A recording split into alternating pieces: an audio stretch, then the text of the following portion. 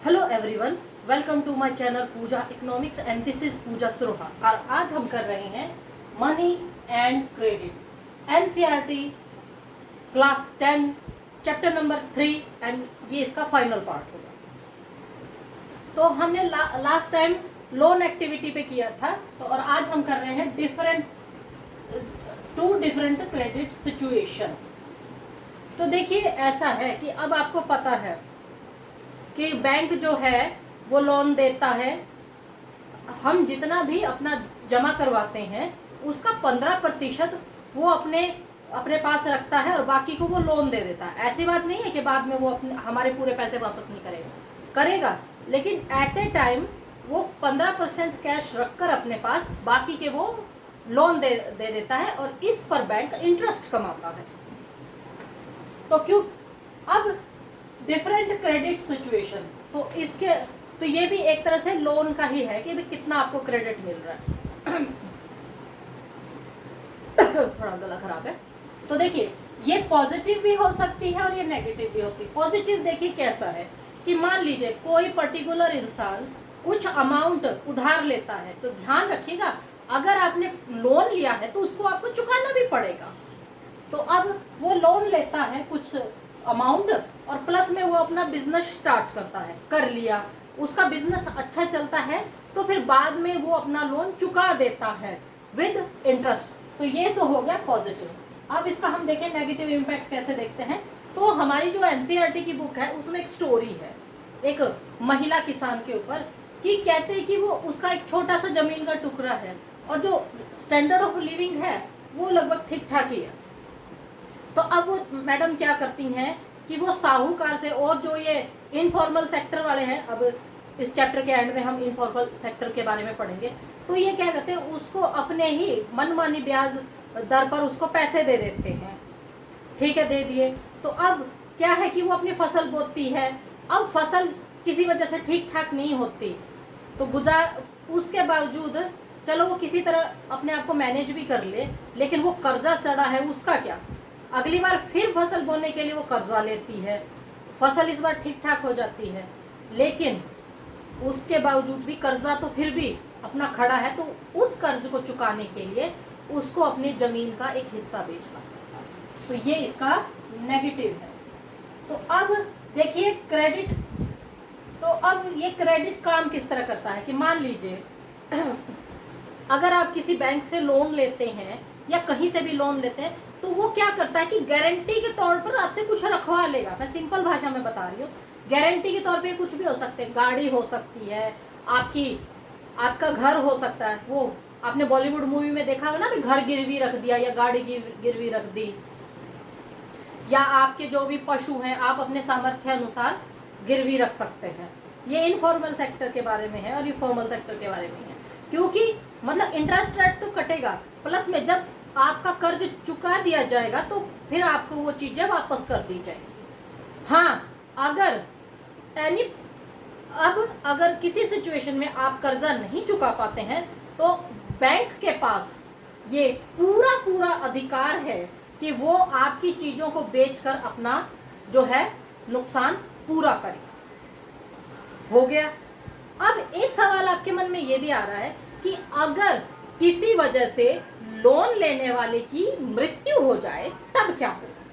तो ऐसी सिचुएशन में भी क्या है कि जब आप फॉर्म मतलब लोन लेने के लिए जब आप डॉक्यूमेंट फिल करेंगे ना, तो वहां पर एक ऑप्शन होगा कि अगर किसी वजह से आपकी मृत्यु हो जाए तब इस लोन को कौन चुकाएगा।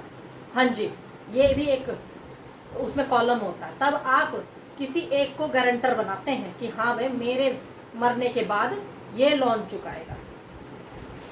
तो अब इस क्रेडिट की देखिए टर्म्स क्या क्या हो गई। Interest rate, colorectal, document requirement, जो डॉक्यूमेंट चाहिए आपका आधार कार्ड, ये कार्ड, रेजिडेंसी का कार्ड वगैरह वगैरह। द मोड ऑफ रीपेमेंट, मतलब उसको पेमेंट कौन करेगा ये भी, और अगर पेमेंट नहीं किया जाता जाहिर सी बात है फिर आपकी संपत्ति बेचने का सामने वाले को पूरा अधिकार है। नेक्स्ट वन इज, अब ये है हमारा फॉर्मल सेक्टर ऑफ, ये सेंट्रल गवर्नमेंट के बिहाफ में काम करते हैं। तो ये आपको, ये जो छोटे मोटे कोऑपरेटिव सोसाइटीज होती है, बैंक्स वगैरह होते हैं, ये आपको लोन प्रोवाइड करेंगे। आरबीआई ही इनको जो है रेगुलेट करेगा। अब आरबीआई ही ये डिसाइड करेगा कि कितना इंटरेस्ट रेट होगा, क्या चीज आपको गारंटर के तौर पर रखती है, लोन कौन चुकाएगा, और प्लस में पेपर करेंसी किस तरह इशू करनी है, कौन सी इशू करनी है, और अगर पर्टिकुलर टाइम तक लोन नहीं दिया गया तब बैंक के पास आप पूरा अधिकार होगा कि वो आपकी जो एसेट है उसको सेल कर दे। तो अब आरबीआई ही ये डिसाइड करेगा। और हाँ, इनका इंटरेस्ट रेट फिक्स होता है। अब इनफॉर्मल सेक्टर में कौन कौन से हैं? लैंडर, साहूकार, ट्रेडर, मतलब व्यापारी और रिलेटिव्स, आपके रिश्तेदार। कई बार हम लोग ये नहीं कर देते भाई रिश्तेदारों से उधार ले लिया। तो अब इसमें देखिए माइनस पॉइंट क्या है इनका, कि ये मनमाना इंटरेस्ट रेट लगाएंगे भाई। इनके ऊपर किसी का जोर थोड़ा है भाई सीधी सी बात है। ये एक जो है एक तरह से प्राइवेट सेक्टर ही हो गया कि हाँ भाई मेरी मर्जी का ऐसा ही लगाओ। तो फिर अब प्लस में एक पर्टिकुलर टाइम के बाद आपको चुकाना पड़ेगा। हो सकता है ये दया दिखा के थोड़ा आपको एक्स्ट्रा टाइम दे दे, लेकिन जब ये वसूलेंगे तो बड़ी बुरी तरह वसूलते हैं। तो अब ये था हमारा फॉर्मल सेक्टर और इनफॉर्मल सेक्टर। अब आता है हमारा सेल्फ हेल्प ग्रुप। इन लोगों की मनमानी रोकने के लिए हमारी जो भारत की जनता है वो आत्मनिर्भर बन गई मित्रों। तो ये हमारे अब आत्मनिर्भर कैसे बन गई? तो इन लोगों ने, खास तौर पर गांव के लोगों ने क्या किया, एक सेल्फ हेल्प ग्रुप बना लिया। वो जैसे कि जब मंदिर में दान पेटी ने रखी होती है कि भाई हाँ भाई अपनी श्रद्धा सुमन कुछ भी डालें आप, तो उसी तरह एक खास पर्टिकुलर समझदार व्यक्ति को इसकी जिम्मेवारी दे दी गई और इन्होंने सेल्फ हेल्प ग्रुप बना लिया। तो इसमें आप अपनी श्रद्धा अनुसार 10 रुपए, 15 रुपए, 5 रुपए, 20 रुपए, 100 रुपए ये कर करके इन्होंने अपना एक चंदा कलेक्ट करना शुरू कर दिया। और फिर इन्होंने जिसको भी मदद की जरूरत है फिर ये उसकी मदद करते हैं। ये हो गया हमारा सेल्फ हेल्प ग्रुप। लेकिन इसकी भी अपनी एक सीमा है।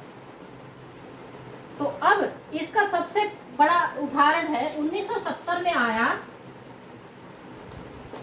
ग्रामीण बैंक ऑफ बांग्लादेश। तो फिर आज की डेट में